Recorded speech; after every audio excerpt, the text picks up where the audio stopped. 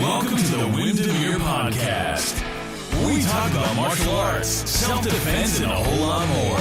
And now your host, Demeere.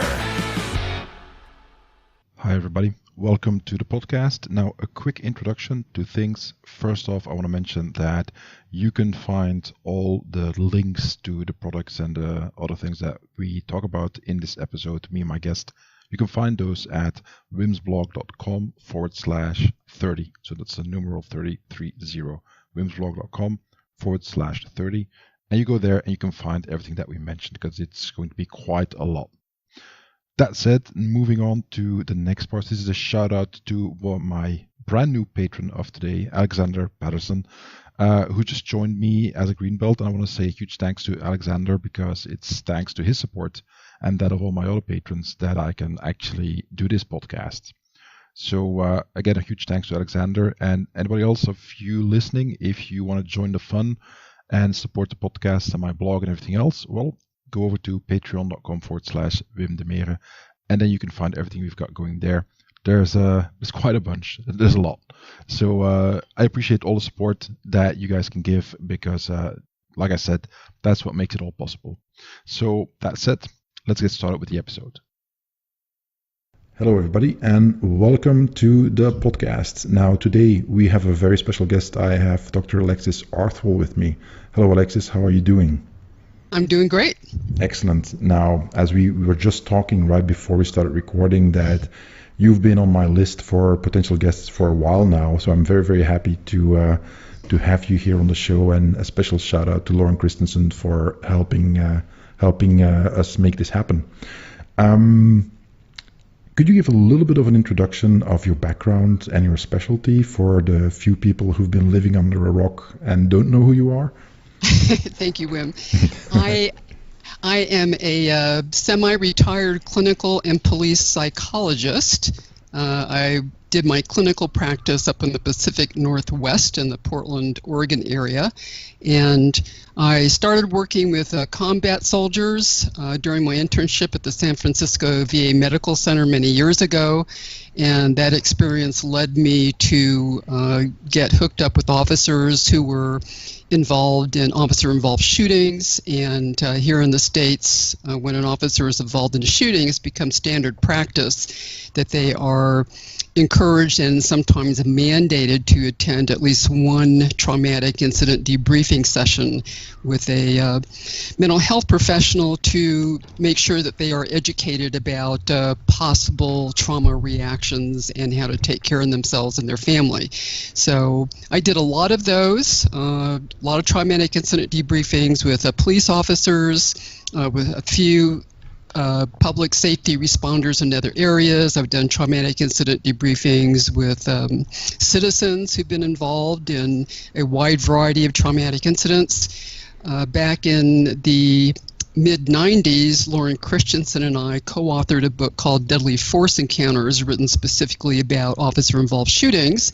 That book recently went out of print when the publishing house closed down, but Lauren and I are now busily working on Deadly Force Encounters 2, so it's going to be a rewrite of the original book.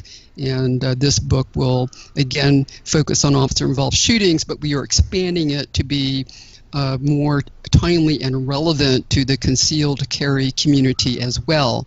And in fact, we have an entire chapter devoted to citizens who have performed heroically, actually not only defending themselves, but even coming to the rescue of law enforcement. And also for the past 30 years, shortly after I started working with the officers themselves asked me if I would be willing to come in and start doing local in-service training. Their comment to me was, all this information that you've been teaching us during the private debriefings has been very helpful, and it was basically human performance stuff. And I wish I'd known this before I got involved in my shooting, so would you be willing to come in and teach at my agency? So one thing led to another. And so for the past 30 years, I've been doing training for law enforcement all over the country and also up into Canada. I've done a little bit of training in the UK.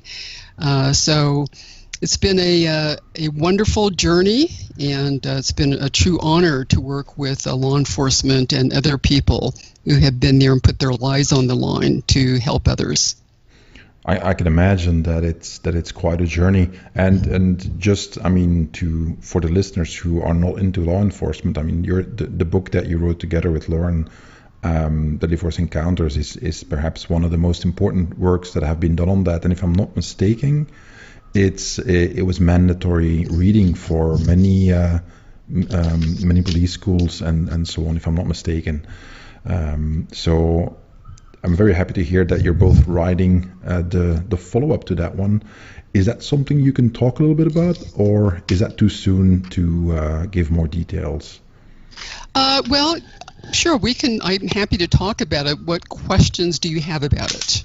Well, you said that it's a rewrite, so I'm assuming you have perhaps up-to-date scientific research that you're going to include, or different kinds of topics? Okay. Yeah, the topics will be roughly the same. Probably the main difference is, like I said, we are going to expand it to be more inclusive of the concealed carry community. The original book, nothing in the book was incorrect, but of course in the ensuing 20 years or so that we wrote the book, there's been much additional research on human performance factors, including specifically deadly force situations, that have further confirmed and elucidated what happens to officers and individuals in these extreme stress events. So it's probably somewhat serendipitous that the first edition wound up having to go out of print, because it really pushed Lauren and I to say, okay, we probably have needed to do a rewrite for quite a while. Like I said, not because any of the original information was wrong. It's just that the more research you have to back up what you are saying, the better it is. So we're busily working away at it. Hopefully it should be available sometime this year. We are self-publishing, which is good because that will keep the price down, and it will also be available on Kindle, so it will be more easily accessible to our folks overseas who may want to purchase it through Amazon. Okay, that's excellent. That was actually my follow-up question that I had planned, is when it would come out. And I understand it's not easy to give like a solid date but this is like the typical question that I would get after a podcast when an author like you says, like, right, we're writing this, and then, Wim, why didn't you ask when they're going to release it? And because I know it's not that easy. That's not how publishing works. Yeah, no, that's not how publishing works. What I tell people is sometime in 2019.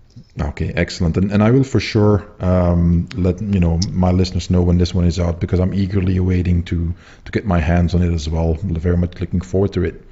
Well, I'm going to delve into the questions. We have a bunch to get through. So first off, I think it might be interesting if we get some basics down. And could you perhaps talk a little bit about what happens to your brain and in your body when you are smack in the middle of a lethal force incident? Well, the minute that your brain perceives danger, it goes into what's often commonly referred to as a fight, flight, or freeze response. And that means that your brain has perceived the danger and is now gearing you up for some kind of action, or maybe freeze, which is typically for human beings not what they want. I want to make clear that fight, flight, or freeze, none of these are quote-unquote bad responses. It totally depends on the situation. There could be situations where deliberately choosing to freeze and not move for tactical reasons is a perfectly acceptable response. You see that obviously with prey animals who first sense danger. Almost always you'll see them initially freeze because I'm sure that they may not be consciously thinking that, but evolution has taught anyone who's a potential prey animal, possibly including a human, that predators, their vision is very motion activated. For instance, recently we had an American who he was a jogger. He was attacked by a mountain lion. He actually fought and killed the mountain lion with his bare hands. Yeah, I'd read about that. Yeah. Yeah, I mean, talk about a true warrior. Yeah. I just saw him on the news this morning, and the experts were saying if you encounter a mountain lion, we have them wandering through our neighborhood, one of the things you never want to do is run. So typically running away from danger is often a good idea, but there are situations where that's simply not a good idea, because if you encounter a mountain lion and you turn and try to run away, first of all, you're never going to outrun the animal, and that can trigger the prey response, and that means that the lion now is going to hunt you down and jump on you. On the other hand, if you freeze, if you see a dangerous situation, one of your options is to choose to tactically freeze or take cover in hopes that the attacker, whether it's an animal or human, doesn't see you and will just continue on their way. So freezing is not necessarily bad. Freezing is not good when you are under attack and you are now going to do nothing. If this jogger who got attacked by the mountain lion had frozen simply because he freaked out and didn't know what to do, the lion would have eaten him. So in this particular case, what they tell you is don't run, and don't freeze, but you want to turn around, face the lion, make yourself as big as possible, make noise, throw rocks at it, and fight back as much as you can. So fight, flight, and freeze are all options that you have. And this is where training comes in, where when your body is now flooding you with stress hormones and chemicals that are causing all kinds of physiological changes, which are gearing you up to be far more physically active than you ordinarily are. And they flood you with all kinds of chemicals that make you a lot more immune to pain. That's why when people are involved in desperate fights, they can often receive severe, sometimes even fatal injuries, and are unaware of the injury occurring. And another powerful thing that happens is that your brain now becomes intensely focused on the perceived threat to the exclusion of virtually everything else. And that's another reason people often don't realize how severely they've been injured, is they simply aren't paying attention to it. Their attention is so focused on the attacker or so focused on what they need to do to escape the situation that they aren't aware. That's what we would call, for instance, an external focus of attention, as opposed to being internally focused, which is, I don't care what's going on with me, that's not relevant right now, so all I'm going to do is pay attention to what's going on out here. This attentional focus is critical for performance, and it also can become critical during the aftermath when you're now under investigation. Because, a common term that is used is tunnel vision, where people focus in on the perceived threat and they become completely unaware of what's going on around them. I want to emphasize to your listeners that you have tunnel vision all the time. People are unaware of how little attention they're really paying to the global environment around them. It's only a matter of what degree of tunnel vision do you have. If you're under threat or you're wrestling with a very difficult problem that you're trying to solve, your tunnel vision can become more narrow, more focused, and even more directed toward the relevant cue as you become increasingly unaware of what's going on around you. So it's not a matter that it only happens during an event. It's there all the time. It's just a matter of how intense it is. This focus of attention allows your brain to say, okay, I can't pay attention to everything all the time. Our brains are incredibly powerful. They can solve complex physics equations. They can put people on the moon. When you think about all the things the human brain has done, it's really quite remarkable. But it does have limitations, and one of the primary limitations that we have, especially in these kinds of situations, is our brain has very limited desktop space. In other words, your brain can only pay attention to a very few things at any one time. And so your brain, 24 hours a day, 7 days a week, is from second to second making constant adjustments to what's important right this millisecond. And that's what I'm going to direct my attention toward. The vast majority of time is completely subconscious. You are doing it automatically without really thinking about it. So your brain has to constantly be assessing, I've got all these cues bombarding me out in my environment. Based on what I'm trying to accomplish right this second, which one of those is relevant? And that's what it's going to tend to focus on. And during a deadly force encounter, now, the decision that the brain makes can be a life or death decision. And it's not just in a deadly force encounter. It's, for instance, when you're driving a car.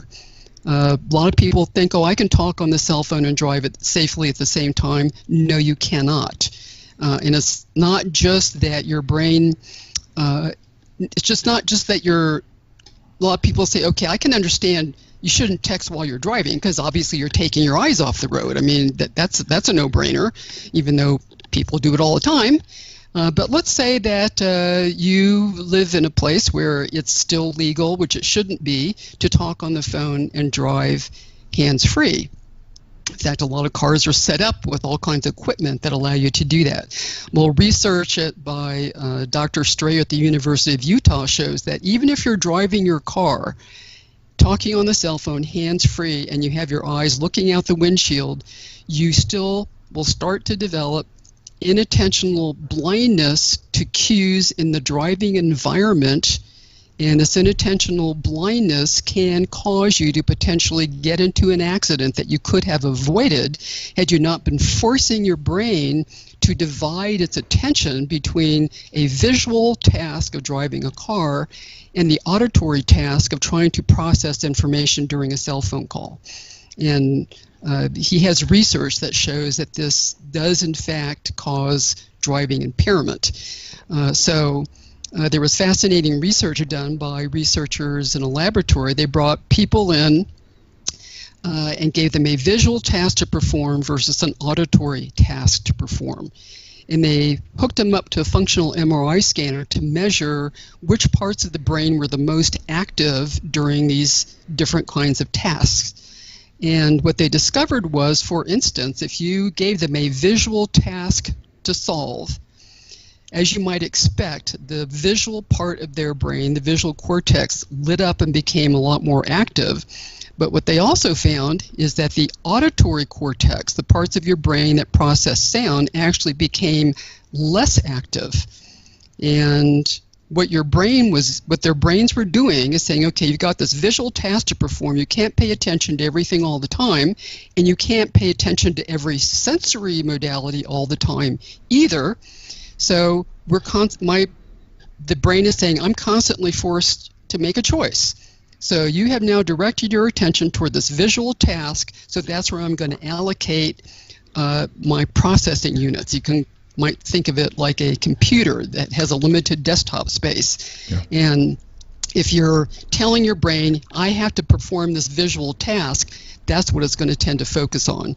And as a result, you tend to your other sensory modalities start to become more impaired. And that's one of the reasons why it's very common for people involved in shootings or other traumatic incidents to not hear very loud sounds. I've got tons of stories about officers involved in shootings. They did not hear their rounds going off. One officer, he was actually firing a .45 caliber handgun inside his patrol car. He did not hear his rounds go off. And you're thinking, come on, that can't happen. You know how loud those sounds are inside a car? He didn't hear it. And that's very, very common. Why? Because he was under attack. His brain was saying, your job right now, your life depends on this job right now, is a visual job. You have to assess the threat and stop the guy who's trying to kill you. Forget sound. That's not important. We're going to put all of our processing power into this visual task that you have to solve. So this is critical, that when you are in a risky situation, whether you're driving your car or whether you are under attack, you need to be able to train your brain to attend to the most relevant cues to which you need to respond. Because it's going to focus on something, and if it focuses on the wrong thing due to lack of training or you're simply not paying attention, then the risk to you increases. So that's one of the reasons why training can become very important, because you are operating in a very complex environment, and your brain needs to make very quick decisions. All of these cues over here aren't relevant, but that one right there, that's the one that could get me into trouble, so that's the one I'm going to attend to. Now, so this kind of attentional focus is not only critical for your performance during an event, and that, your training will kind of help you focus on the correct thing instead of the wrong thing. It also becomes extremely relevant during the investigations, because anything that you're not consciously paying attention to, or you didn't hear, or you didn't see, or you didn't feel, or you didn't smell, or whatever, you're not going to remember it. Yeah. And so now just to be clear, if you wind up defending yourself through use of force, at least in civilized societies, you have now committed a crime, and you will undergo a criminal investigation. The only legal question really is going to be, was it a justified case of self-defense, in which case you will be exonerated of the assault and or homicide charge. So the investigators are going to want your account of what happened, and chances are high that because of all the research involved in attention, perception, and memory, you are going to not have a completely accurate account of what happened. You could have completely false memories. You could have gaps of your memory for your own behavior. You can have gaps of memory for what your attacker was doing, for what happened. You can get things out of sequence. It's really important that you understand that, and important that you understand that different individuals or different parts of the criminal justice system may or may not be up to speed on exactly how all of that operates. And you need to obviously always be as honest as you can during these investigations, and if you don't know something, say, I don't know, or I can't remember. And if the investigator pressures you, like, oh, come on, surely how could you not notice something like that? Stick to your guns. Don't let yourself be socially pressured into saying, well, maybe it was such and such, because sometimes when people are pressured like that, they then themselves start to speculate, fill in the gaps in an effort to please the person who's asking the questions, and that's you want to resist that temptation. I'd like to dig a little bit deeper on that one, because that's a really good point that you bring up here. Particularly in the area of civilian self-defense. Let's assume that somebody is in a lethal force incident and they end up with charges and they're up on trial.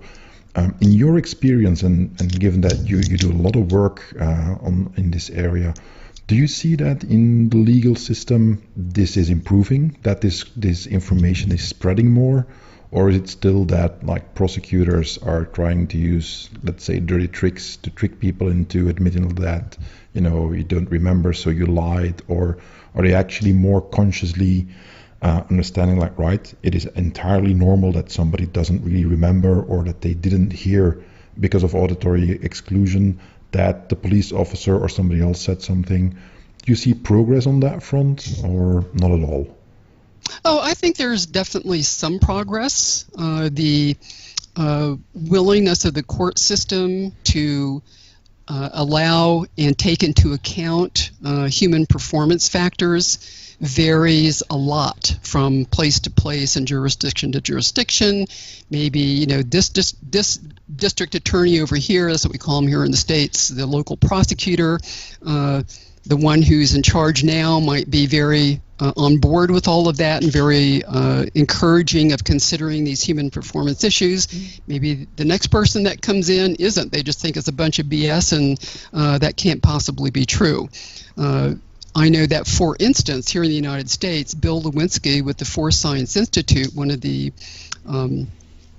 premier organizations that is now leading the way to do research, bring human performance research into the area of law enforcement. And just as a full disclosure, I am on their advisory board, and I have been on their faculty for years. But Bill and I were paralleling the same line of work years ago before we even knew each other. So I'm not like an acolyte or a follower of his. I am a colleague who was doing this very similar work to him when we didn't even know each other. And when he finally decided to form the Force Science Institute, I was very happy to come on board and continue my work with him. And he takes highly validated research on things like attention, perception, and memory. Research, you got just a quick comment here about research. There's good research and there's terrible research, and there's a lot of terrible research out there, including in academia on a wide variety of topics. I mean, I could go on a rant for an hour about that. Don't get me started. You don't just use research. You have to use good research, and good research is not only uses good methods of research, but it's also research that has been replicated, i.e. repeated, by other researchers other than yourself. If I'm a researcher and I run a research project and get a result that nobody else can duplicate using similar methods, my research now is open to not being valid. And maybe it was just a fluke, maybe I did something wrong, maybe I even faked it. So there's all kinds of ways that research can go haywire. So what Lewinsky has done is he's brought research that has been validated by multiple researchers for decades. So he's not bringing flaky stuff at all into the court system. And he's used it to help explain the behavior of police officers typically in officer-involved shootings. And although he doesn't himself do much expert witness testing anymore, a lot of people use his research, and he does work as a consultant for attorneys who are involved in these cases. And when he has gone into successfully defend cases where police officers' behavior could be reasonably explained through highly validated human performance issues, he has come under attack by organizations like the New York Times, who wrote a big hit piece on him with accusations that he was using junk science and that he shouldn't be using research anyway to quote-unquote get officers off. Wow. Basically, yes, some people are actually saying that it's unethical to use scientific research in officer-involved shootings, as if these officers were not human beings, as if these officers somehow have given up their basic fundamental human right to be defended in court using the same kind of evidence and human performance factors that everyone else should be availed of as well. So that brings me actually to something I wanted to ask you. And like you mentioned, bad research that propagates incorrect information, and like you just say, that New York Times piece where it's like as if police officers aren't actually regular human beings. I think a lot of that comes from misconceptions about using lethal force and violence in general. Are there some of the most common misconceptions that you could clear up? Just some quick ones that you say, like, right, okay, this is typically things that people perhaps have seen too much in movies and TV shows, but it's actually completely wrong when it comes to use of lethal force. Okay. One of the things that's a misconception is that every situation can be verbally de-escalated. And that's simply not true. Every police officer and every person, every citizen, should definitely train themselves in how to potentially not escalate a situation, because it can be successfully done. But regardless of what you are doing, whether you are trying to use verbal de-escalation, whether you are fighting in hand-to-hand combat, whether you're shooting people, what stops the attacker is not what you are doing. What stops the attacker is they give up. Yeah. Because people say, and you can even ask police officers, well, what are we relying on to stop the suspect? And people might say, well, de-escalation or pepper spray or a gun. And I say, no, that is not correct. You can, and I can talk a little bit here about, and will in a minute, about the FBI research on what happens when you shoot someone with a handgun.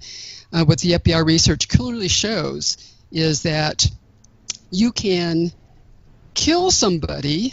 That doesn't necessarily mean that you have stopped them. Because when you're being attacked, whether you're an officer or a citizen, your goal is to stop the attack and save your life. Or, especially in the case of a police officer, stop the attack and save someone else's life. The pepper spray, the weapons, hand-to-hand combat, whatever it is that you're doing to stop the attack, those are merely tools of persuasion. Yeah. And they may or may not work. You can even kill someone. That doesn't necessarily mean that you have stopped them. So one common misconception is you got to remember these tools of persuasion are often effective, but there's absolutely no guarantee because it's not up to you whether the attacker stops. It's up to the attacker. The only way that you can instantly stop an attack is to somehow shut down the person's brain.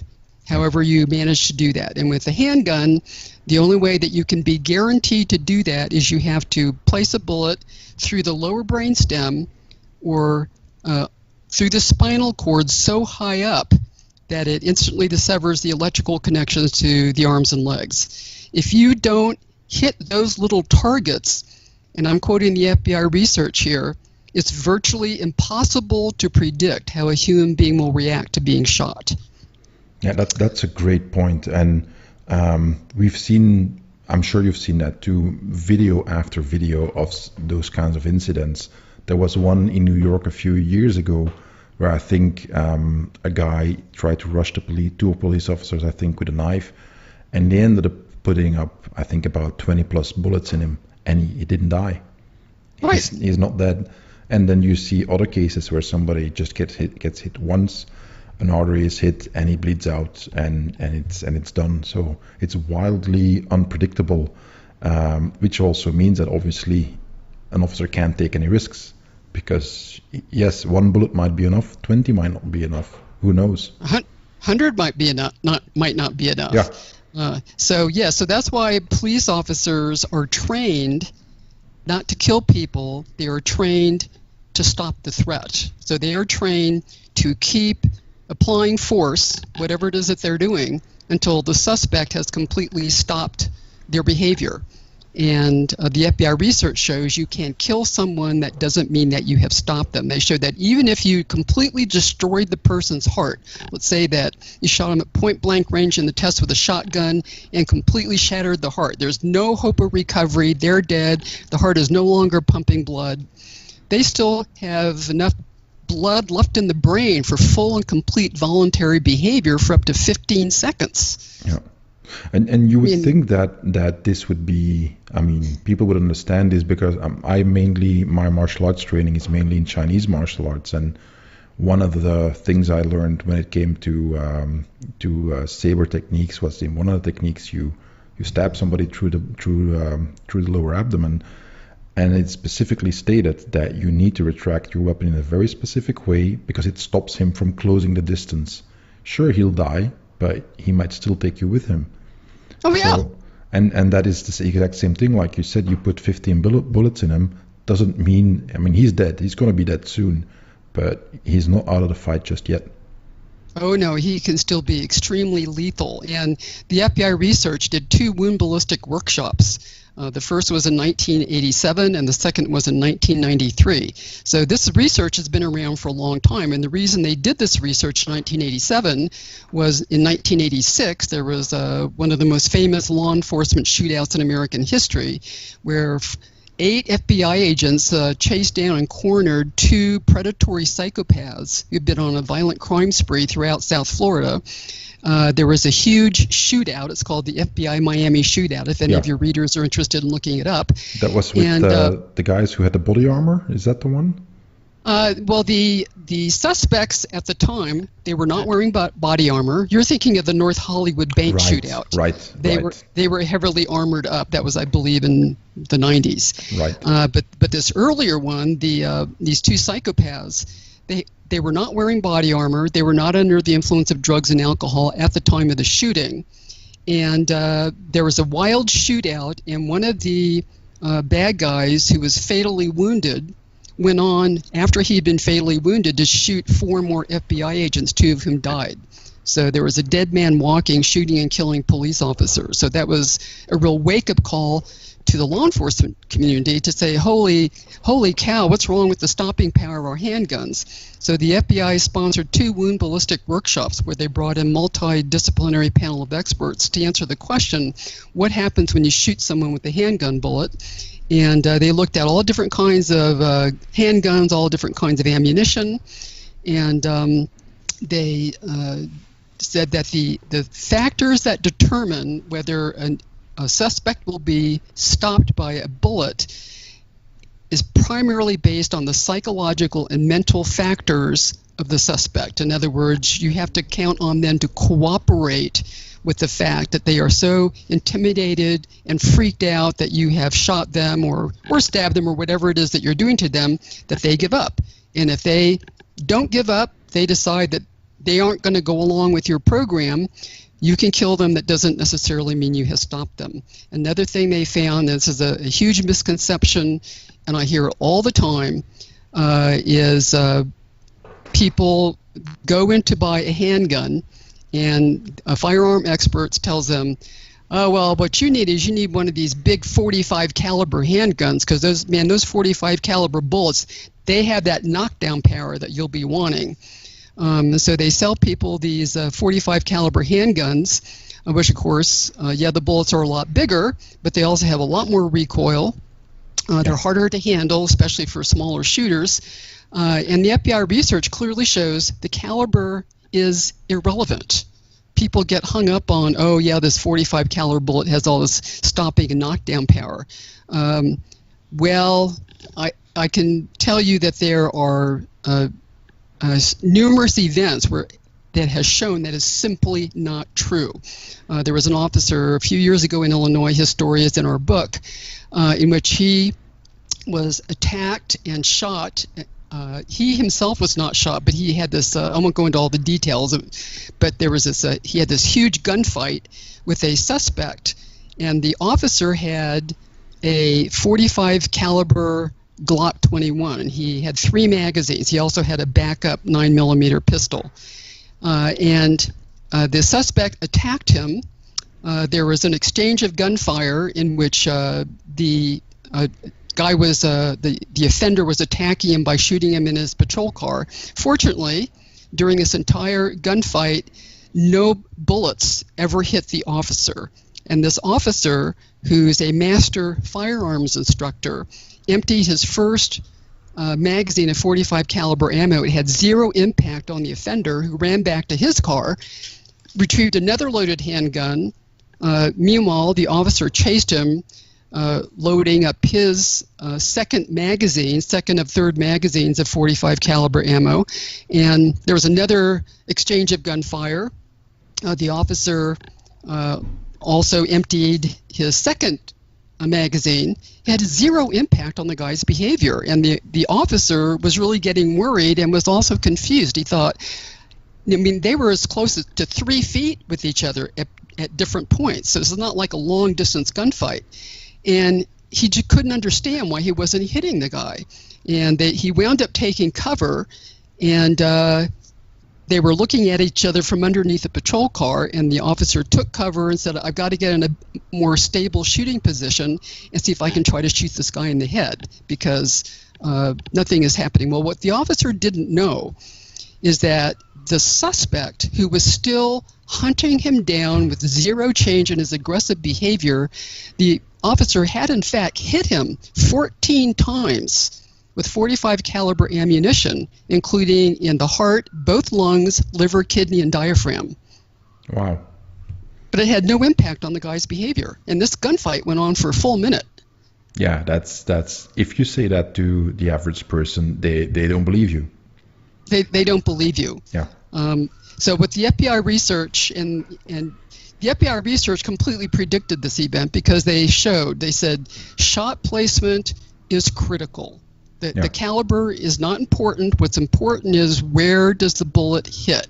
And you can shoot people in the head. This officer, after shooting this guy through the heart and both lungs, he was able, when they were looking at each other from underneath the car, he got himself in a good shooting position, and he shot the guy 3 times in the head in quick succession with .45 caliber bullets.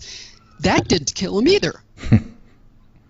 It did at least knock him out unconscious. Yeah.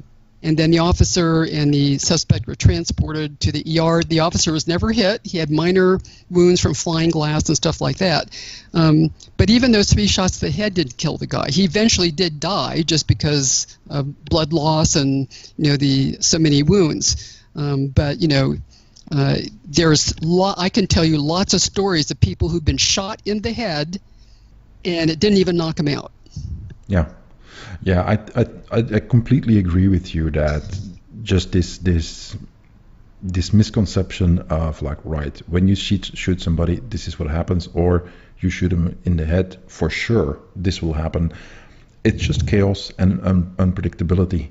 You really have no, I wouldn't say no control over it. That's maybe going a little bit too far, but like making assumptions like, right, you shoot somebody in the heart or in the head or in the whatever you want, and expecting a given result. I think that's perhaps one of the biggest misconceptions that are still out there, that people just assume, right, why didn't they shoot them like this?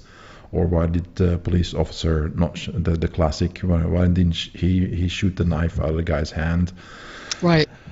All this kind of silliness that I really hope that people like you who write about this and give lectures and train people can really help spread this information. Like, people need to understand that violence, it's a very complicated subject, and it's a very deep subject, and at the same time there is so much misinformation out there. It's horrible. Truer words were never spoken, when. Well, that brings us to another question that many of my listeners wanted to ask of you. You're in a lethal force incident. Okay, well, how can you best prepare for that? What is the best way to get to train for that? One of the things that you can do that really anybody can do is buy books, watch videos that discuss and analyze real life events. For instance, there's Massad Ayoob wrote a book many years ago. It's still available online, called the Ayoob Files. Massad Ayoob, for any of your listeners who don't know, is a long-time, very well-known police officer and self-defense instructor here in the United States, primarily firearms. And years ago, Massad wrote a book called the Ayoob Files, which was a compilation of columns he wrote for gun magazines recounting real-life incidents, and like the FBI Miami Shootout.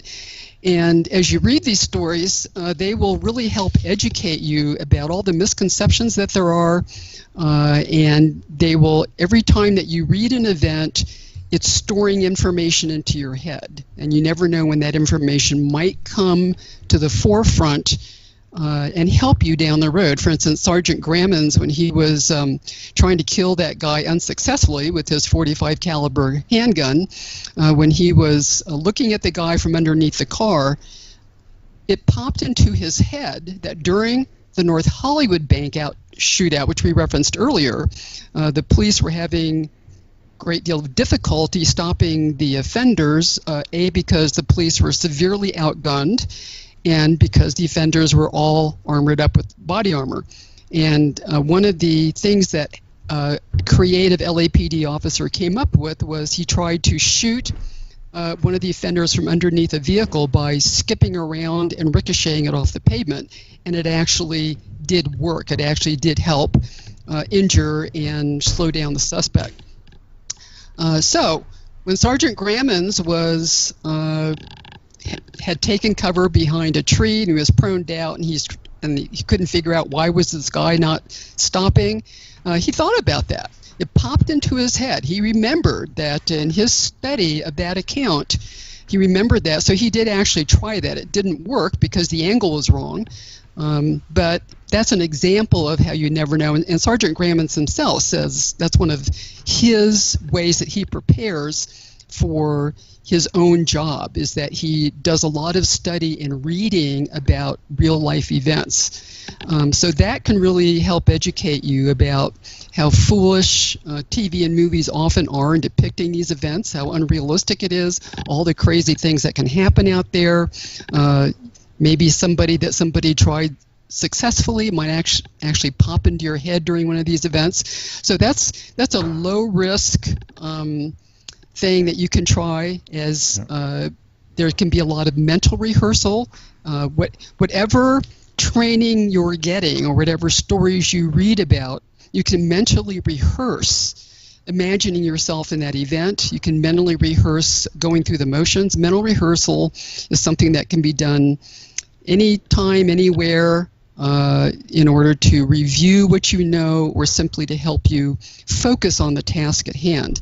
We could, talk literally for months about what constitutes good training versus bad training. I think that's kind of beyond the scope of our discussion here.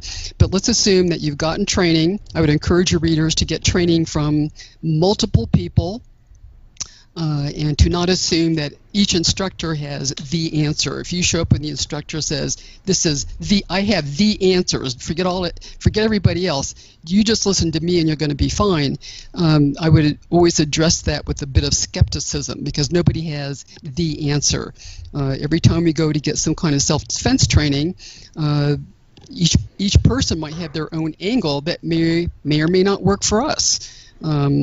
And as much as you can, avail yourself of the research and what actually happens when you shoot someone with a handgun. There's really, for people who consider themselves firearms experts, there's really no excuse for them not to be aware of the FBI research and to have tapped into it. If you're an expert, that's what you're supposed to do. Nobody can stay on top of all the research for everything, but there are some basic fundamental things that you need to educate yourself about.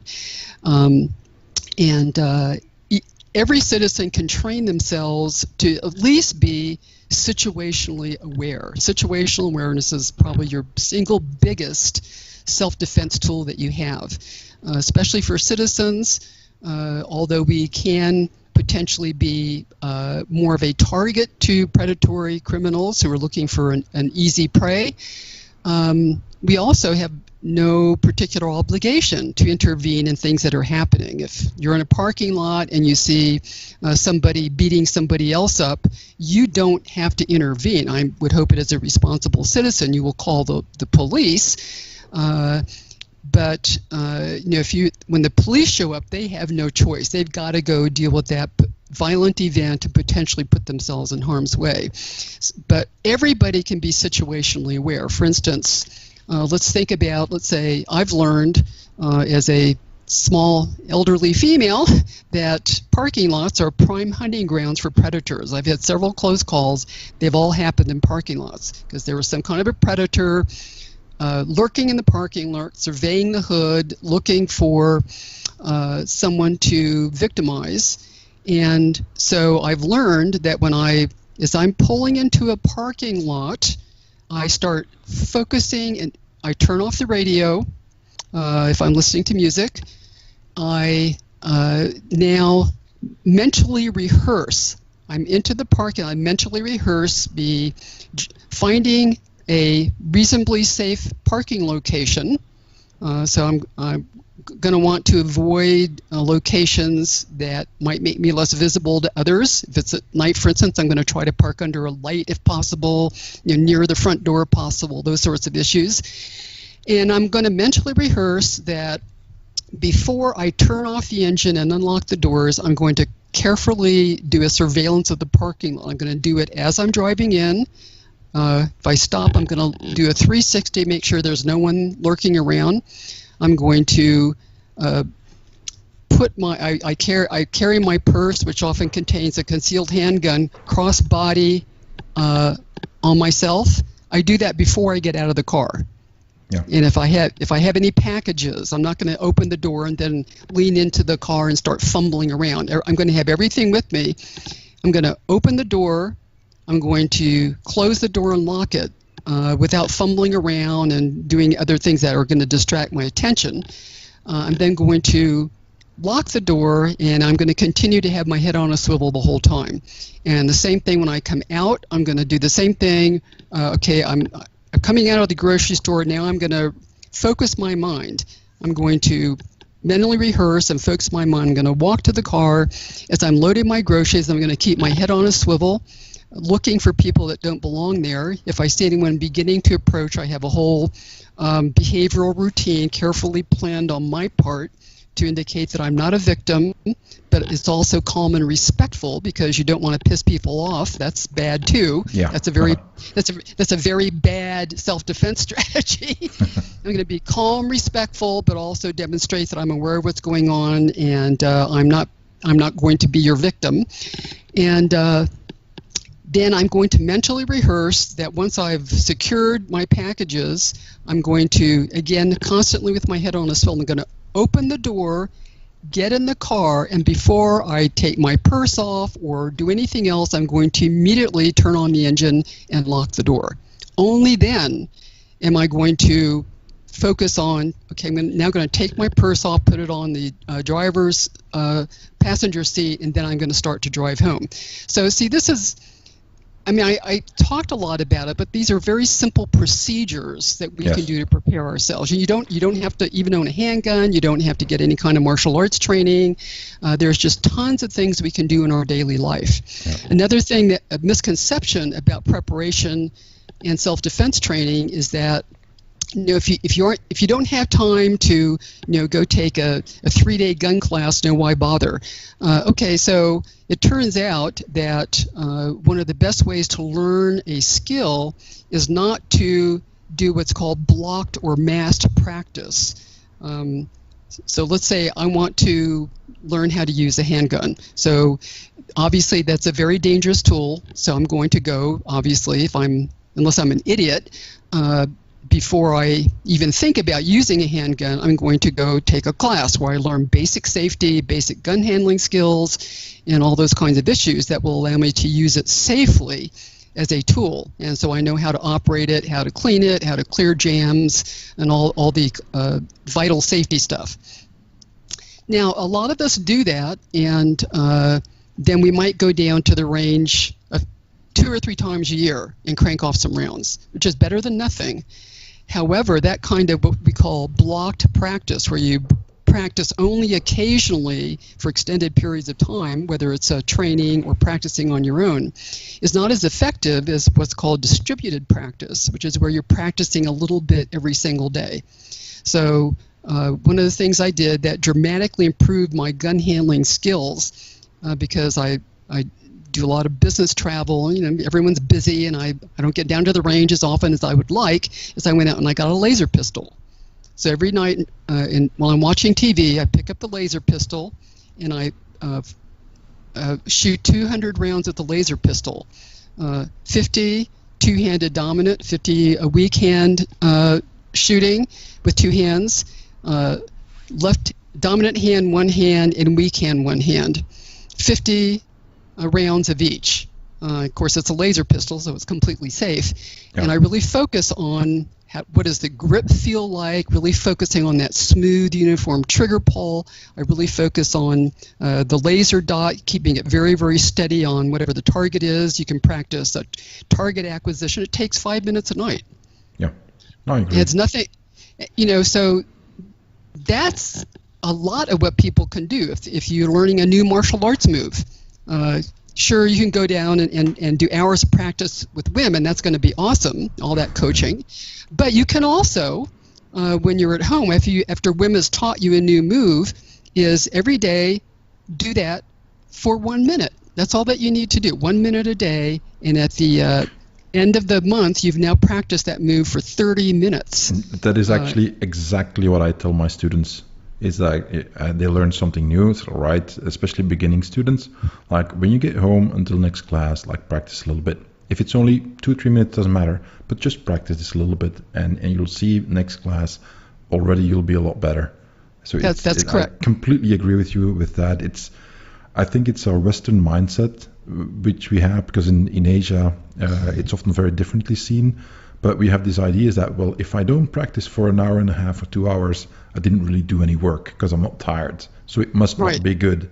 Whereas the opposite is actually true, like you say, is that just regular, constant exposure with limited doses and really good focus, obviously, likely is going to yield much, much better results than, like you said, like twice a year going to the range and shooting, I don't know how many, 100 rounds. It's a very different approach to get effective skills, I think. You're exactly right, and they both have value. Yeah, I mean, of course. the extended learning coaching sessions, sure, that's great. That's a great way to learn new skills and acquire new information and so on and so forth. But when it comes to actually becoming proficient in the skill, it's not just that, well, gee, 5 minutes a day is better than nothing, I guess. No, 5 minutes a day is actually better than only doing it a few times a year for extended periods of time. So your advice to your students is 100% correct. Yeah. So as we can see, we've already talked about many things you can do to operate far more safely in your environment that don't require a big outlay of time, energy, or money. Yeah. And I just want to mention, like you said, the two things you mentioned before, like watch videos where it's analyzed, and then obviously have procedures. On my Patreon page, I do violence analysis videos where I have special software that I take a video of an incident and then slow it down, draw arrows and everything to do a thorough analysis. And one of the things that consistently comes back is what you described. You, instead of being attentive to your surroundings, situational awareness, people are just oblivious and they don't follow any procedures. They are very much unaware of where the danger lies. And even if it's walking around a city late at night, clearly moving into an area where there's bad lighting and so on, just not even paying attention when they actually hear somebody walking up to them. I think that's one of the good things about being in this day and age, that there's so much video material readily available to actually stop and think about it. And like you said, study that stuff, see what you can learn, and then do mental rehearsal, develop procedures, learn, but do it every day. Don't just do it once a day, but regular practice. Right, and when you're out and about, have a plan, have a plan, have a plan, have a plan. Yeah. But your 95-year-old granny can have a plan. Yeah. You don't have to carry a gun. You don't have to be a martial arts expert. You just have to be situationally aware and have a plan. Yeah. If that person approaches you, what are you going to do? Yeah. So if someone approaches me in a parking lot, I have a plan. I know exactly what I'm going to do, and I run through my head through the entire process. Okay, I'm going to make him stop when he's still 30 feet away. What if he keeps on coming? Then what am I going to do? And if he still approaches, then what am I going to do? So I have a whole sequence of events. I have a plan. It may or may not work, but at least I have a plan. Yeah. And I think that relates to what you said earlier about the way that our brains tend to analyze danger and to function under the adrenal stress when a situation gets tense, is that, like you said, if you have the habit of making plans and analyzing videos and taking in information, is that your brain might actually come up with a working solution when you are in such an incident. But obviously, I think it's realistic to expect that if you do spend a lot of time preparing for that, mentally rehearsing and so on, that the plan that it comes up with is actually quite good and a higher rate of success than ignoring everything and then hoping that your amygdala is going to respond correctly, and the fight, flight, freeze instinct will correctly take over and save you. That's a lot of hope. Yeah, and the research in disaster psychology shows exactly that, Wim, which is that in a sudden disaster, a plane crashes and is burning on the runway, or there's a ferry sinking, or whatever it is, the standard response of most people in these situations is to freeze. Yeah. Because they don't have a plan. They're not situationally aware. They don't have a plan. They haven't mentally rehearsed, what am I going to do if X, Y, or Z happens? I do a lot of flying. When I get on the airplane, I always mentally rehearse, what am I going to do if I'm in a survivable plane crash? Yeah. I mentally rehearse, where are the exits? I mentally rehearse, I view myself fighting through, over, around, on top of, under all the people who are frozen in place, and I'm going to get the heck out of that plane. And I know I'm going to have to fight my way out, because a lot of people are going to be milling around in confusion and they're going to freeze. Yeah. About 10% of people in these survivable disasters quickly mobilize into action and immediately start solving the problem and do something proactive that results in them surviving and or them being able to help others. And about 10 or 20% just completely panic. They don't just freeze, they actually start engaging all kinds of panic-stricken wild behavior that actually increases the danger to themselves and others. Yeah. And it's really all about, where is your head at? Yeah. Being mentally prepared, and really, I talk about the 4 mindsets that you need to survive situations. It's one is the Calmness Mindset. Some people are able to stay naturally calm in extreme events. Those of us that don't have that ability, we really need to work on it. And it's not your fault if that doesn't come naturally, because everything about us, virtually everything, is a complex combination of our genetic predisposition and the sum total of our life experiences. And those interact with each other in complex ways to define who we are and how we operate in the world. So people who tend to get easily flustered and don't deal with sudden stress, their nervous system is simply wired differently than people who have an unusual ability to stay very calm. And that's not a hit on them, but even they can still make a conscious effort to improve their skill in being able to stay calm. There's many ways to do that, obviously. People also need to have a survival mindset that we talked a lot about here, situationally aware, so on and so forth.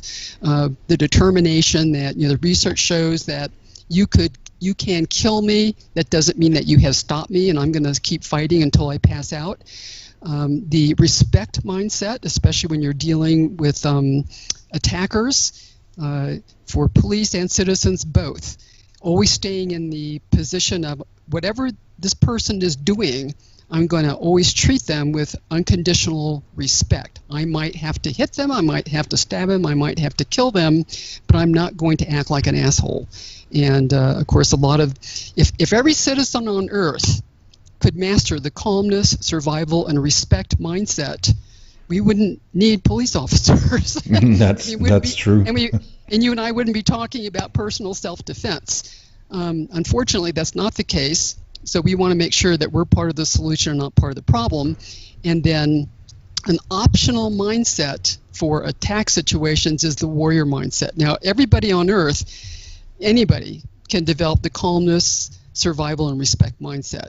The warrior mindset is an extra step in which those people who adopt that mindset, they're telling themselves, I recognize that there are predators out there, and I'm giving myself permission to use violence, even potentially lethal violence, to save myself and save somebody else. Many people don't want to go there, and that's in many ways that's a good thing, because we want our societies to be as peaceful as possible. On the other hand, it also creates vulnerabilities because the predators can exploit that. A lot of people don't need to have the warrior mindset in order to keep themselves safe.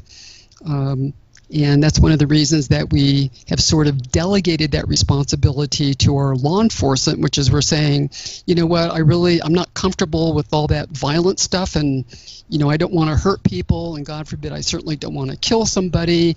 That freaks me out. It's ugly. I don't want to deal with it. So here, you go take care of it. Nothing wrong with that. And most of the time, our officers do a terrific job, at least in Western democracies, of keeping the lid on things. But of course, we have a saying here, when seconds count, the cops are only minutes away. Yeah, true. True. So, we may find ourselves in a situation where we have no choice if we want to survive but to fight, and that's where the warrior mindset comes in. Well, that brings me to my next question that I actually wanted to ask you. Could you explain what the survival triangle is? The survival triangle is my attempt to try to help people understand how complex these events are, because when you are facing a deadly threat, there are three things that are going to come into play for your long-term survival. Physical survival, I put at the top of the triangle because that's obviously the most important. If you don't survive this attack, the other two aren't going to matter, at least not to you.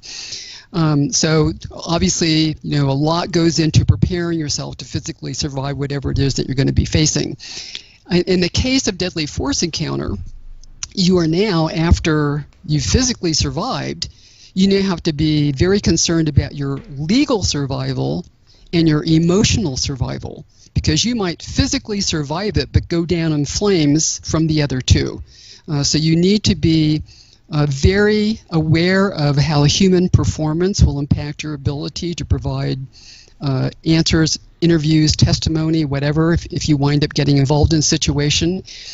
If you need to have, if you don't have legal insurance for deadly force encounters, you need to at least have the name of a competent criminal defense attorney who you can call immediately if you're involved in an event. If you're involved in an event, first thing you do obviously is call the police. Second thing you do is you immediately call your attorney. And don't ever attempt to interface the criminal justice system without one, regardless of what the charges are. You really need to have an attorney representing you. Sure, there are people who haven't done that and it's worked out okay for them, but you really are putting yourself at risk, because it's the attorney's job to be now your legal warrior to protect you during the legal process, because you're now, unless you're a lawyer yourself, you're now entering into foreign territory that you really don't know what the rules are, and you're at a huge disadvantage. You can be involved in a justified shooting but wind up in jail, and that has happened to police and citizens who, for whatever reason, somebody or some group or somebody decided to make them a political target. Most of the time that doesn't happen. I don't want to create undue paranoia for officers or citizens, but you just never know which situation is going to go sideways on you in that situation.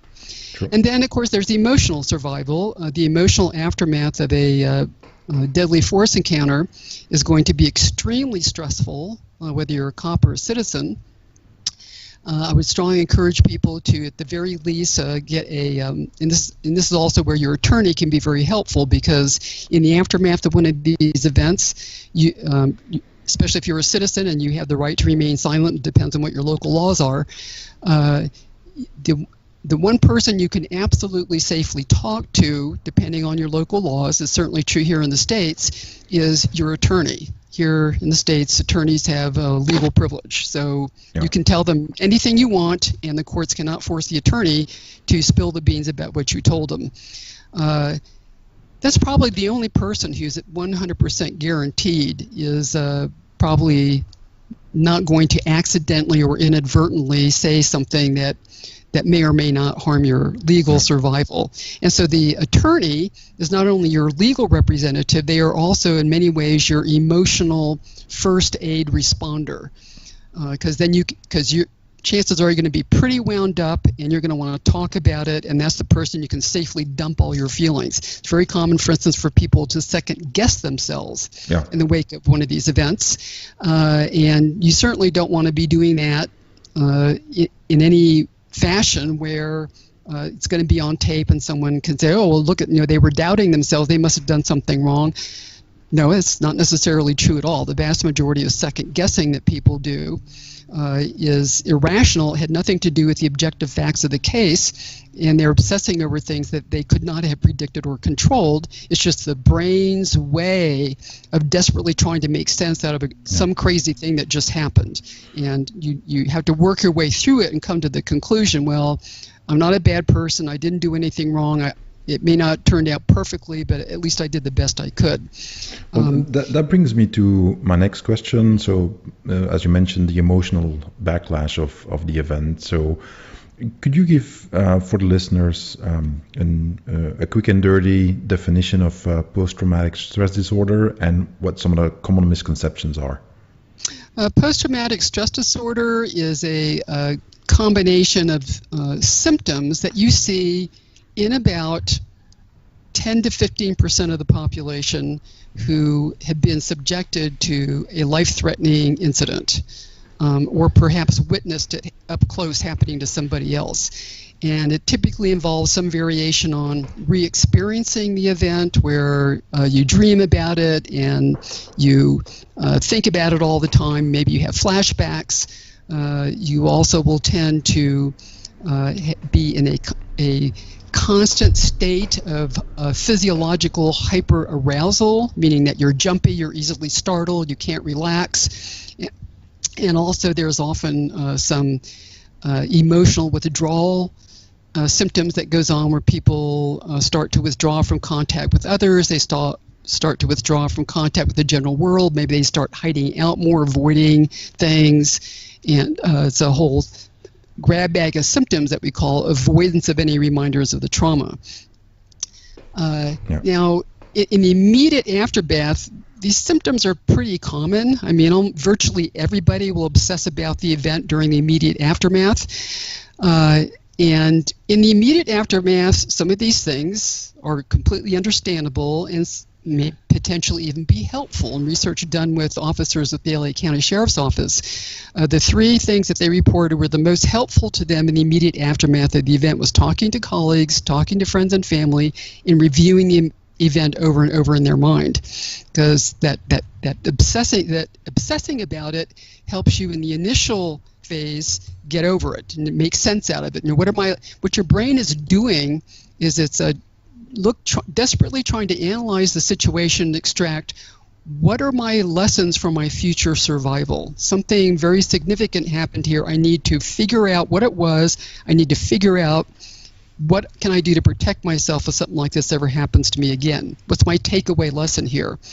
And so that can be helpful. However, these symptoms, and for most people, these symptoms will be pretty active for a week or two or three as they work their way through the process. A lot of it depends on the aftermath. If there's a big, if you're subjected to, intense media barrage, or, you happen to unfortunately be the victim of a malicious prosecution or whatever, that can, keep the pot stirred up longer than would be ideal.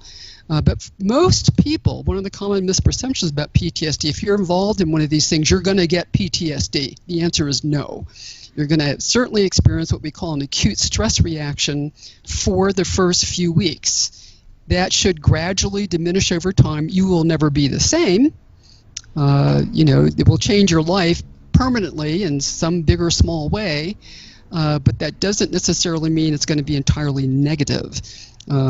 So most people will start to resolve the event. The symptoms will start to diminish over time, and they will construct a new reality for themselves that may not be exactly the same as it was before the incident, but it's not going to be a negative, and they're not going to be tormented by PTSD. PTSD, we give people that diagnosis when it's been for typically about a month or more after the event. And they're still having a lot of symptoms, and these symptoms are interfering with their ability to get back to a reasonably normal life. Maybe they can no longer sleep because they're tormented by nightmares. It might be impacting their job performance. They're no longer participating in the social activities they used to. And for those 10 to 15% of the population who were susceptible to PTSD, and again, it's not a sign of weakness. You probably just had a genetic susceptibility that when you experience that intense adrenaline dump and the intense emotional shock of these events, your system goes into that extreme overload, that extreme state of hyperarousal, which is perfectly normal and helps save your life. For some people, for some reason, the nervous system isn't able to reset back to normal after the event. Their nervous system continues in the state of hyperarousal, creating a sense of permanent danger when in fact now they're safe. We don't know exactly why this happens in some people. I'm sure that there's some kind of a genetic predisposition combined with a variety of other things. Common misperceptions are, it's not inevitable. Not all symptoms mean that you have PTSD. If you have a highly significant event in your life, sure, you're probably going to have nightmares about it every once in a while. Just because you have a nightmare now and then about something bad that happened, and it doesn't have to be a deadly force encounter. It could be a traumatic divorce that you went through, or something that happened to you in the 5th grade, or whatever. We all have these unpleasant dreams, anxiety dreams, I call them nightmares. And it doesn't necessarily mean that you have full-blown PTSD.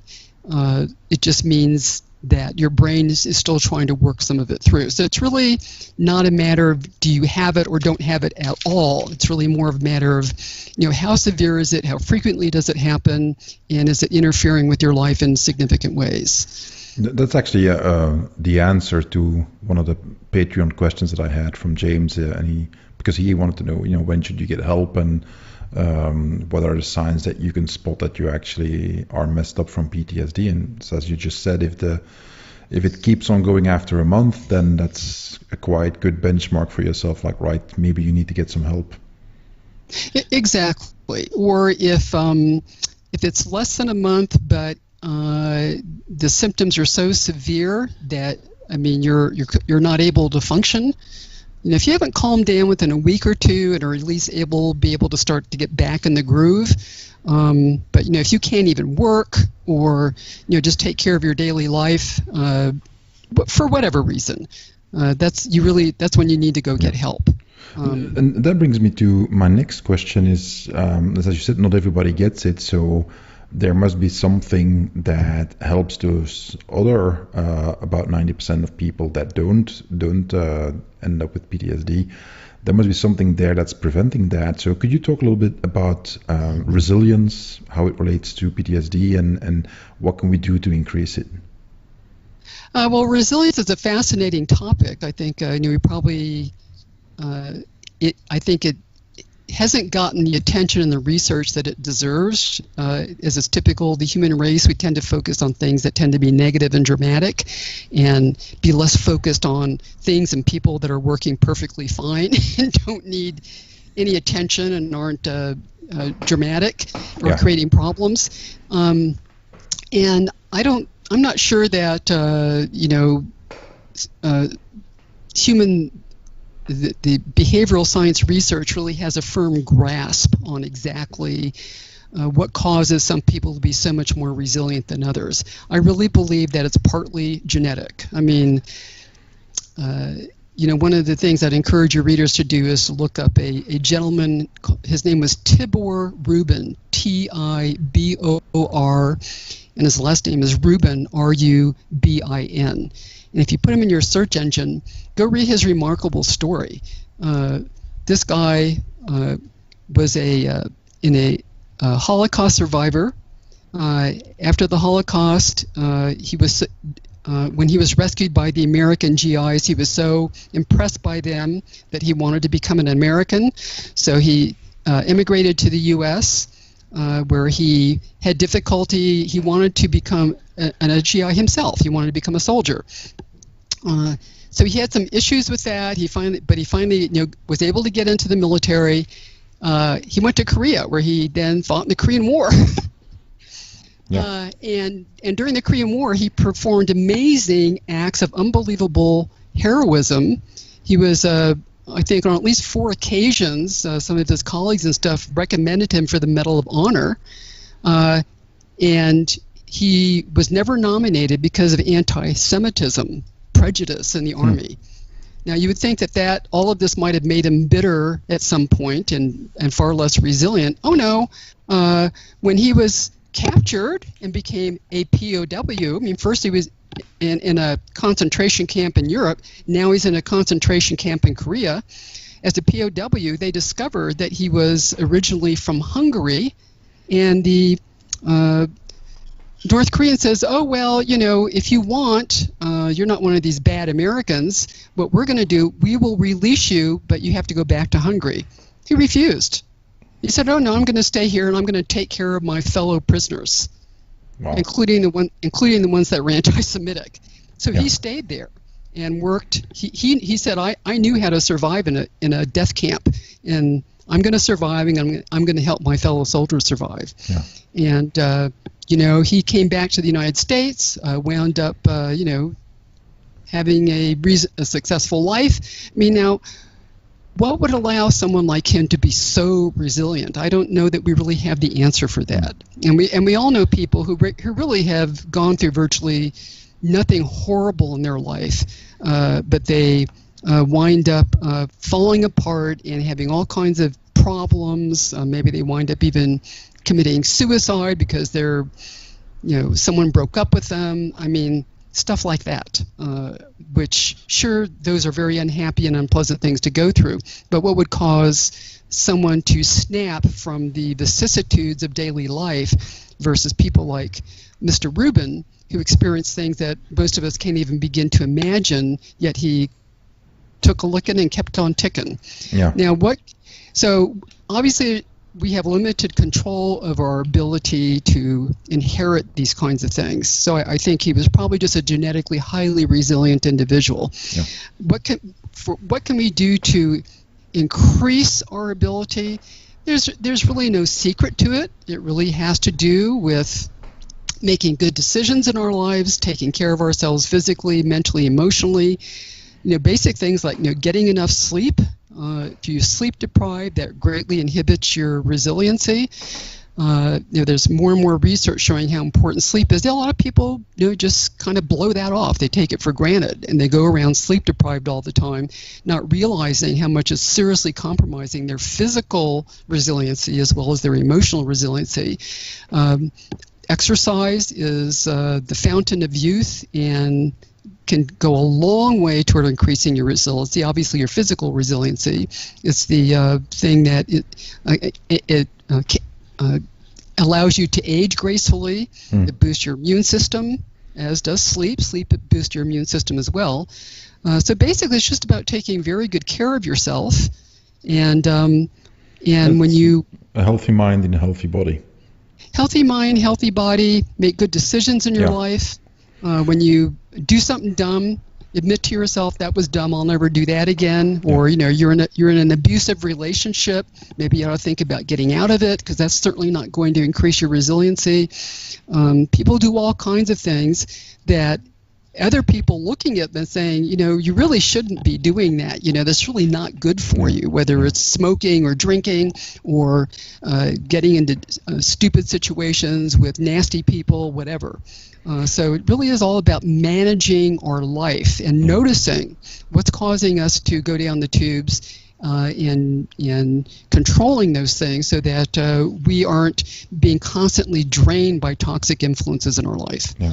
What I really want to highlight now, because I'm not sure if the listeners picked up on it, but you've mentioned this several times, and I think it's a critically important point in that, as you said, we are just the sum total of not only our specific bodies that we've been born with and our susceptibilities to certain things and our strengths in other areas, but also the sum total of our personal experiences, which means that we might be more susceptible to PTSD or maybe be less resilient than other people.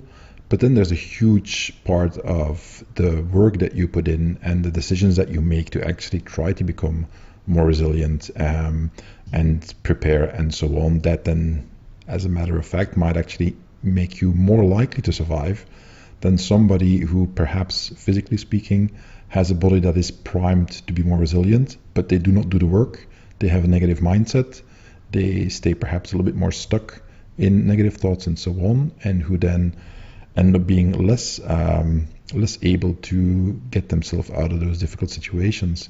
So that this nature versus nurture balance, I think that's an important thing. Just as a positive way to view it all. That you no matter what you're stuck with. For instance, I read a case study about a person who was born with an abnormally large amygdala, which is the part of the brain that is going to trigger those extreme reactions, fight, flight, freeze, and so on. And that person was extremely susceptible to fear, which made it very difficult to survive, obviously, in a lethal force incident. Well, despite having something like that in your brain, that doesn't mean that you can't do anything. That doesn't mean you cannot improve the odds, which is, I think, a critically important point for people who want to better defend themselves and prepare for these kind of situations. You're 100% correct. For those of us who have inherited susceptibilities, things that we don't like, that are more difficult for us to come, it just simply means we have to work harder at it than someone to whom it comes naturally. Yeah. Could you repeat that, please, Alexis? Because this is such an important message. It feels to me that this is going against almost like the grain of society nowadays. Like, right, you're born with a bad hand, you're dealt a bad hand at birth, but you can actually make something of yourself. Oh, that's absolutely 100% correct. Especially in our modern world, I think we tend to forget how nasty, brutish, short, painful, and full of tragedy the lives or even our most recent ancestors were. Exactly. I mean, we have it very cushy and easy today compared to how even our grandparents or our great grandparents lived. I mean, it wasn't just 100 years ago, and especially if you go back 150 years ago, which wasn't that long ago. The average lifespan was probably in the 40s. If you had children, you could count on high probability that at least one or more of them were never going to make it out of childhood. Women commonly died in childbirth. There really was no such thing as medical care as modern humans would define it. Oh, yeah. If you had a bad tooth, you just had to have it ripped out of your head. If you were a soldier in combat, you just had your leg sawed off with no anesthetic because there was no anesthetic. I mean, if human beings weren't naturally resilient, the human species never would have survived. And that's exactly. That thing to remember is that we have natural resiliency built into our DNA. And each of us has certain things that come naturally to us, and each of us have certain things that we have to work harder at. And people who are successful capitalize on their strengths, and they work hard to compensate for their weaknesses. And those are the people who are successful in life. It's not true that anybody can be anything that they want. There obviously there are limitations in what we can or can't do, but that doesn't mean that we can't, especially with all the choices that modern humans have, that we can't work and proactively take charge of our life and develop a life that is not only highly functional, but even extraordinary. Yeah. And that's actually, two quick things that I want to mention, and I will put this in the show notes, and I'll give the link to the show notes later where I'll put all the links of the things we talked about. I would very much advise everybody to listen to or read about history of, like you said, what things were like, not even 100 years ago, but throughout history, life was brutal. It was brutal and often very short and painful for the vast majority of people. And Yep. I particularly want to point out the Tides of History podcast, which is a podcast I like very much. It's well done by a historian who's a young man, also a martial artist, by the way, where he talks about what daily lives of regular people were like. And I'll put the link in the show notes, but very much recommend people to get some perspective. I mean, we're living on a rough planet. It's not easy for anybody. The default state is that life is hard for everybody. But that brings me to my next question. Could you just give a quick explanation about what is post-traumatic growth? Post-traumatic growth is the phenomenon where the things that people will typically say who experience this is they will say things like, I don't ever want to go through that again, but I don't ever want to give up the lessons that it taught me. And these are individuals who experienced something, obviously, that was traumatic.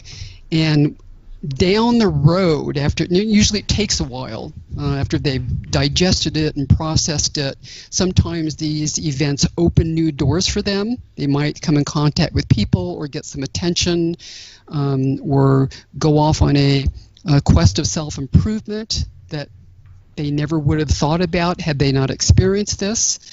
And they can look back a few years down the road, look back on it and say, that was very difficult to go through, but in total, I feel like that I and my life have gained rather than lost as a result of that experience.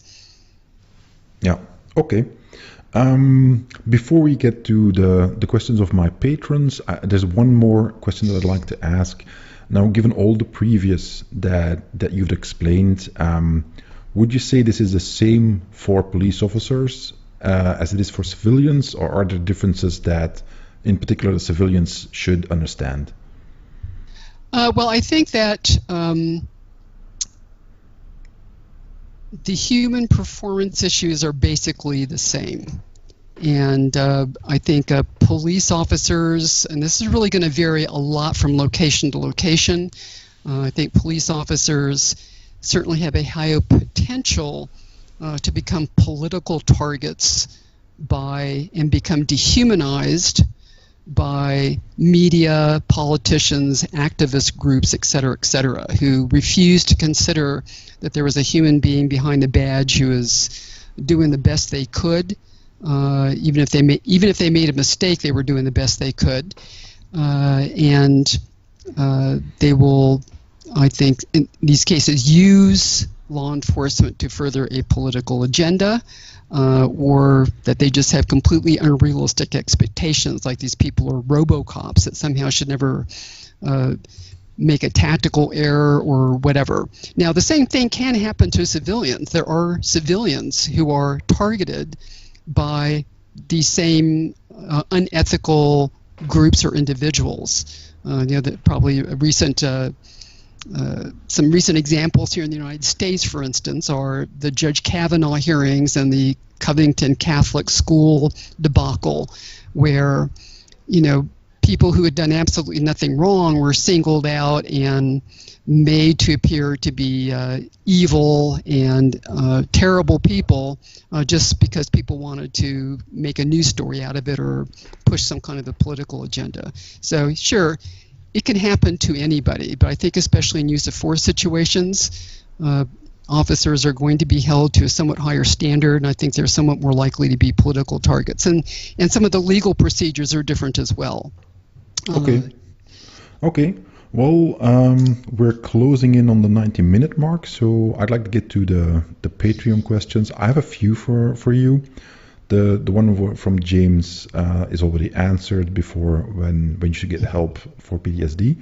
So I'm going to start with the first one. That one is from Andy Benfield. And Andy wrote, I'm sure this will be a really great episode. I can only agree.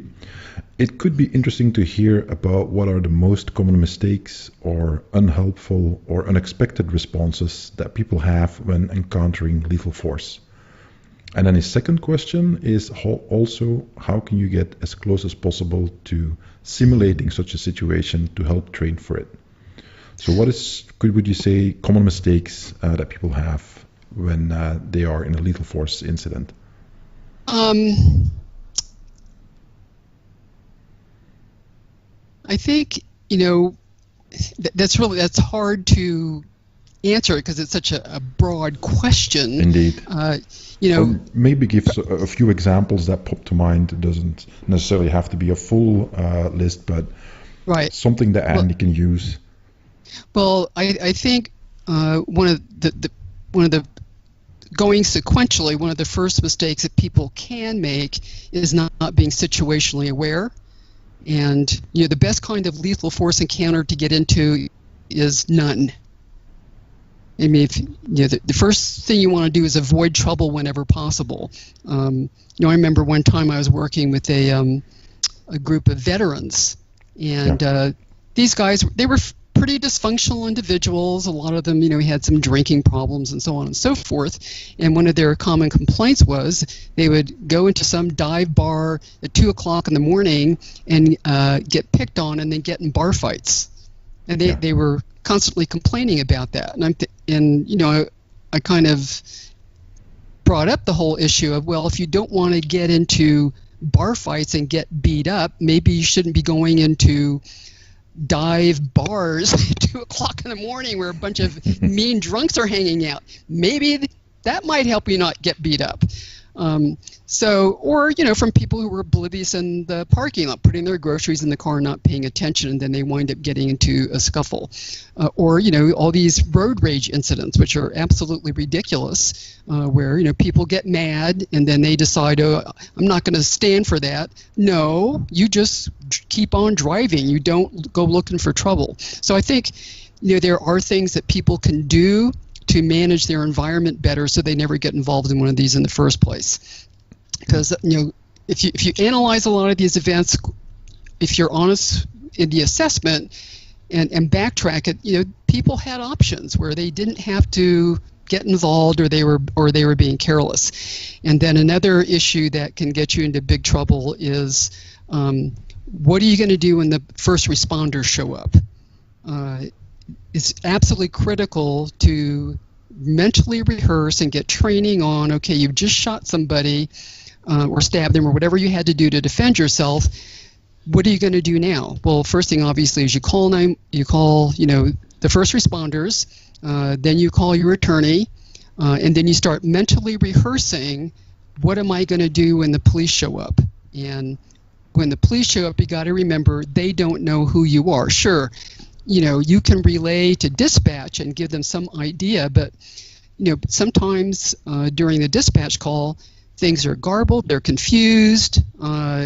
You have no way of knowing whether the person on the other end is accurately describing what's really going on. So when the police show up, they just have to assume that everybody is potentially dangerous. And so if you, for instance, if you have a handgun, when the first responders show up, you need to make sure that you do whatever you need to do to secure the handgun, and then put your hands way up in the air, fingers spread apart, obey every single command that the police say, and expect to be taken into custody, including handcuffed. There have been situations where citizens ignored these basic safety measures and wound up getting harmed by the police, who didn't realize that the guy pointing a gun in their direction was actually the good guy. Yeah.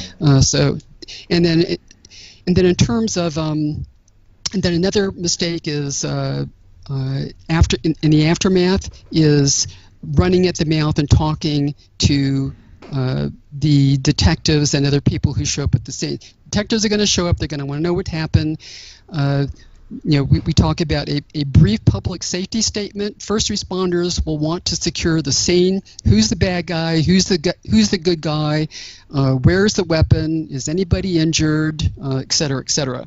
And it takes a lot of discipline to tell the first responders only enough for them to secure the scene and start the investigation, versus running at the mouth and answering every single detailed question, exactly what was the suspect doing, and so on and so forth. And that's really not a good time to be giving a full formal statement recounting of what happened. People forget sometimes that every single thing you do at the scene before, during, and after a deadly force encounter is going to be sending information to witnesses and first responders about who you are and whether you are acting in good faith or not. So if you're screaming vile language at the attacker, that's not in your best interest. No, and you'd think people would get that instinctively, but no. Yeah, I mean, even though it might be perfectly justified and everything you're saying is the absolute truth, that's not your best plan. And during the aftermath, if you are angry and stomping around and throwing your gun on the ground or whatever it is that you're doing, people can get very emotionally wound up and act that out in a wide variety of ways. No, you can't do that. You got to stay very calm. You want to stay calm. You want to stay focused. You want to immediately start reviewing in your mind how you're going to interact with the first responders. You don't want to be giving complicated statements at the scene. You want to talk to your attorney first. These are the kinds of things that can get people into big legal trouble during and after the event. Okay, that's great. Moving on to the next question. So that one is from Wiebe Lindemann, and he asked, when a situation has gone lethal because of willful, unnecessary risk-taking, how to deal with that as a civilian, how to deal with that as a law enforcement officer arriving at the scene. And it's kind of the example that he gave was like, right, so let's say that you end up in a lethal force incident involved, whether you're the guy pulling the trigger or whatever, it doesn't really matter, but it is because you're hanging out and partying with gangsters, with just some gangbangers who are really, really bad people. And then you end up in something like that, whereas you didn't really need to be there. So any advice on that front, how you deal with that afterwards? In terms of justifying your bad decision making? Well, I would say mostly. I think I'm going to combine this question with the last one, and I think that because it's a similar one, and this one was from Guy Peterson, and he said, this could be a truly great episode. There are so many questions, but I see others have asked a bunch already. So I'll just ask this. How do you handle it when you mess up and somebody ends up dead because of your mistake? What I guess I'm asking is how to live with that guilt. And I think it's a little bit along these lines that Wiebe's question is supposed to. I think that's what we could interpret as like, you do something, you make a bad decision, whether it's beforehand causing the situation, or even if it's not your fault that the situation starts, but you make a bad move, you make a bad call, and somebody ends up dead. How do you live with that? How do you live with that? Well, that we all do dumb stuff. Everybody. We all make because we're not paying attention, or we're willing to take risks because there was something else about the situation that was appealing to us for whatever reason. It happens in our personal life. It happens in our professional life. Most of the time, the dumb stuff that we do doesn't have lethal consequences on those tragic situations where it might lead to injury or death of somebody else. That's very disturbing to a normal person. And the fact that you might be experiencing guilt and remorse, that's good, because that means that you're not a psychopath. Psychopaths don't care about that. They deliberately cause harm to innocent people. And if they made a mistake, they wouldn't care one way or the other. So the fact that you're experiencing remorse and guilt is a positive sign that you are a decent, ethical person who's trying to do the right thing. And unfortunately, some of us wind up making mistakes that do wind up having serious consequences. And you just have to work your way through it and find some way to forgive yourself, and come to the conclusion that we all make mistakes, and in this particular situation, the consequence was bad. And how we seek that forgiveness of ourselves. One of the ways to think about it is, if you had a friend of yours who did something that harmed you, and they felt very remorseful about it, and you felt like, okay, maybe it wasn't the smartest thing to do, but they were not malicious. They didn't do it deliberately to harm you. Would you necessarily hate them and hold a grudge against them for the rest of their entire life? If we did that for everybody, pretty soon we wouldn't have any friends. Yeah. Like I said, some mistakes are better than others, but we want to allow for the reality that we're not perfect, and that we need to work through our mistakes. And some of the paths are, I'll never be the same. How can I what can I gain from this experience that will make me a better person in the future? So I was overly optimistic. I was overly careless. I let my temper get the better of me. That was a lesson to me. What am I going to do going forward to make sure I don't do that again? That could be an example of post-traumatic growth. And you just do what you need to do to make amends, make yourself a better person. If you feel that you need to seek forgiveness from others, that's one avenue to go. Although you got to be careful with that. You got to make sure you're not, whoever you're seeking forgiveness from, that you're not harming them more during that process.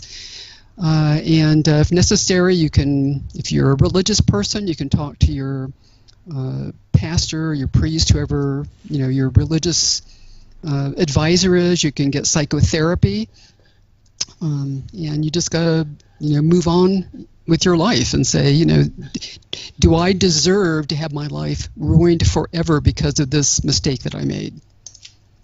Okay, I think that's excellent advice. We've come pretty much to the end of my questions, so I want to, first of all, Alexis, thank you for taking the time for this interview.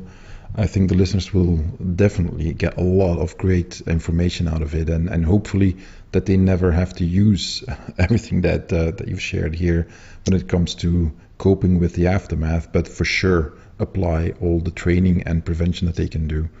Are there any words of advice or anything else that you'd like to mention before we wrap up?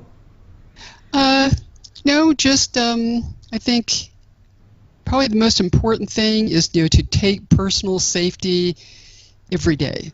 Every day, be situationally aware. Every day, practice some skill, whether it's situational awareness or a martial arts move or practicing with your laser pistol. Training your family members, don't forget that. Maybe a lot of them probably don't have the training that you do. How many times have you rehearsed with your children? What are you going to do if the house is burning down? How are you going to escape?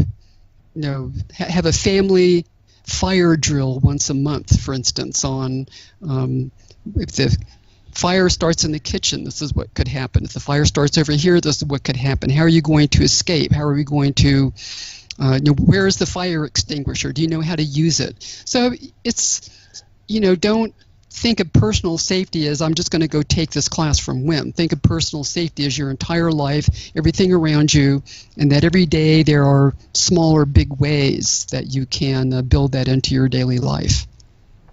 Okay, that's excellent. Where can people reach you, Alexis? Do you have a website or anything else? I do have a website, and so they're welcome to go there, and it has a contact box, so it's alexisartwohl.com.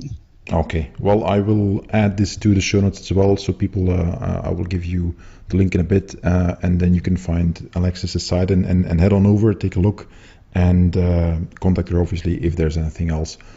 All right.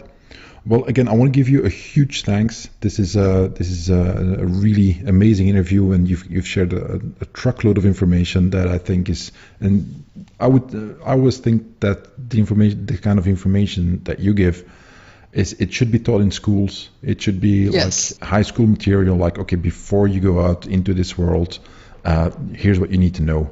I don't know why it's not happening, but for sure, hopefully we can reach some people this way, and maybe that has a positive effect in the long run. So thank you very much. And thank you. I look forward to maybe talking to you another time. Alrighty. Okay, thanks. Okay, bye-bye. Well, that's the end of this episode. Now, before we sign off, just a few things that I need to mention.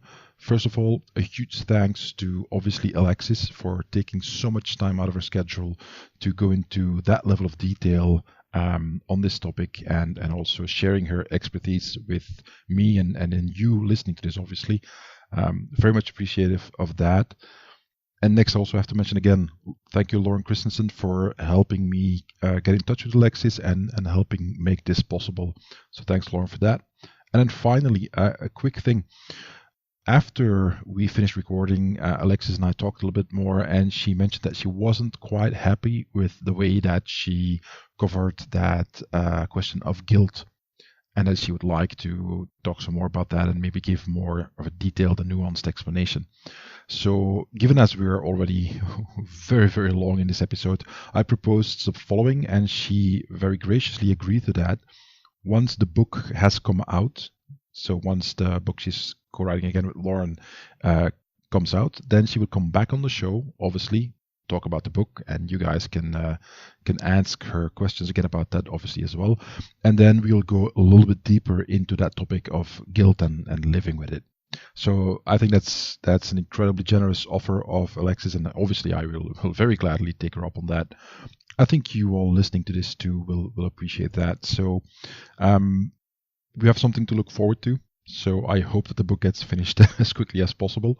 Being an author myself, I know that's not always an easy feat, but very much look forward to that. And I hope you guys are excited about that future episode as well.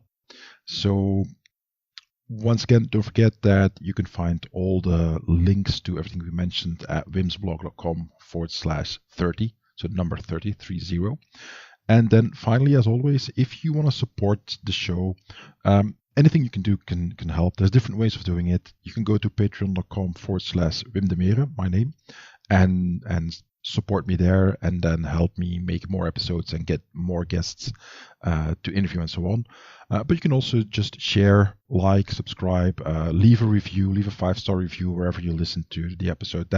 All that stuff together helps a lot. And my goal is obviously that we can keep going with the podcast and the blog and the videos, so that we can create more and more content that everybody obviously can then enjoy. That's pretty much it. I hope you guys enjoyed it, and I will talk to you next time. Thanks for listening to the Wim Demeere podcast. For more information, go to www.wimsblog.com.